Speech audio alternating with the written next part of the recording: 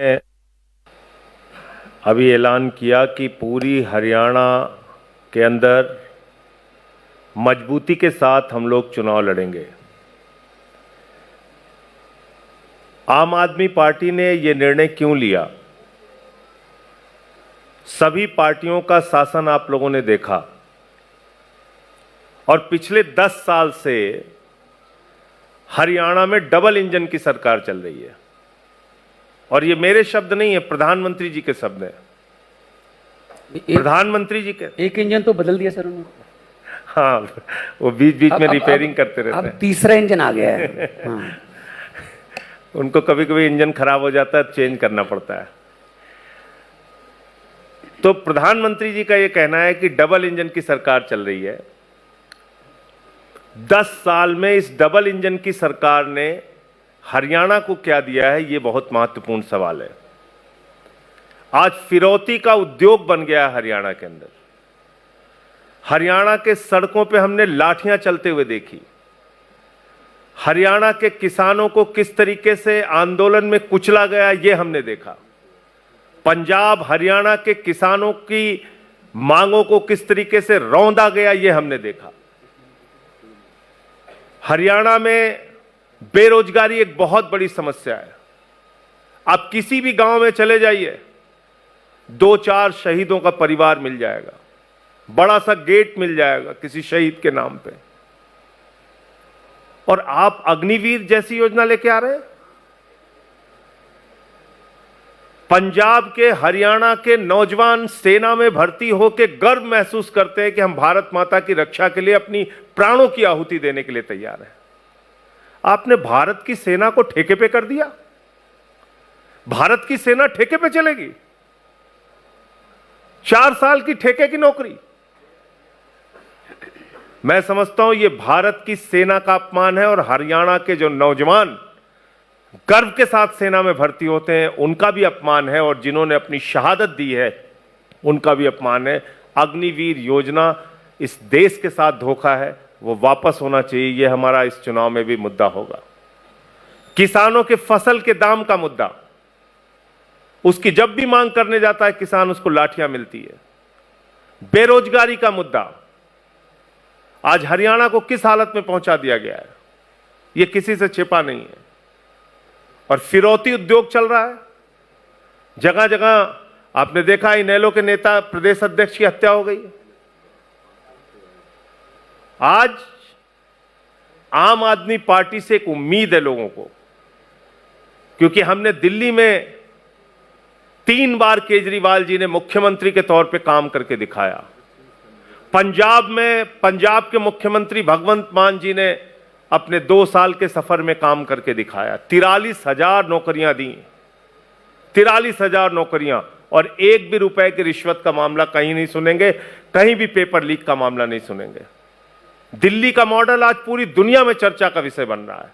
अरविंद केजरीवाल का मॉडल, शिक्षा का, स्वास्थ्य का, बिजली का, पानी का, बुजुर्गों की तीर्थ यात्रा का, अनुकरणीय काम करके हमने दिखाया। अमेरिका के राष्ट्रपति ट्रंप की पत्नी हिंदुस्तान आती है तो कहती है हमें केजरीवाल का स्कूल देखना है। यह हमने करके दिखाया।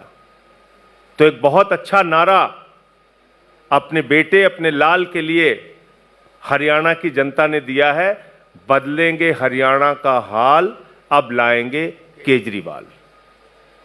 तो इस नारे के साथ हम लोग पूरे जोर शोर के साथ चुनाव में उतरेंगे।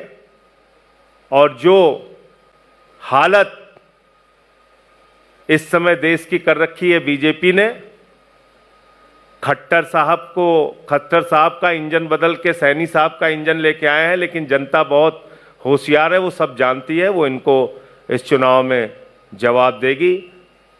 हरियाणा के अंदर सभी सीटों पर आम आदमी पार्टी मजबूती से चुनाव लड़ेगी। अब हमारे जो संगठन के महामंत्री हैं संदीप पाठक जी, वो संगठन के बारे में और बाकी चीजें विस्तार से आपको बताएंगे। अगर किसी के मन में भी ये संदेह है कि आम आदमी पार्टी कैसे चुनाव लड़ेगी हरियाणा में, तो हमेशा के लिए मैं ये स्पष्ट कर देना चाहता हूं कि आम आदमी पार्टी ऐसा चुनाव लड़ेगी हरियाणा में कि दुनिया देखेगी। आज से पहले तक ऐसा द्वंद न कभी हुआ होगा और ना ही शायद कभी होगा। आम आदमी पार्टी सरकार बनाने के लिए चुनाव लड़ेगी, हर सीट पर चुनाव लड़ेगी, हर बूथ पर चुनाव लड़ेगी, पूरी ताकत से चुनाव लड़ेगी। मैं आपको बताना चाहूंगा कि लगभग 6,500 ऐसे गांव हैं जहां पर हमारी छोटी छोटी सभाएं, मीटिंग्स, जिसको हम बदलाव जनसंवाद कहते हैं, लगभग 6,500 गांवों में बदलाव जनसंवाद हो चुका है। और इन छोटी छोटी जनसंवाद में एक ही चीज निकल के आ रही, बदलाव बदलाव बदलाव। जनता यही कह रही है बार बार कि भाई कैसे भी करो इस बार बदलाव लेकर आओ, और अपने बेटे, अपने लाल केजरीवाल की तरफ एक उम्मीद भरी निगाहों से देख रहे हैं। तो ये चुनाव बहुत अद्भुत और अभूतपूर्व होने वाला है।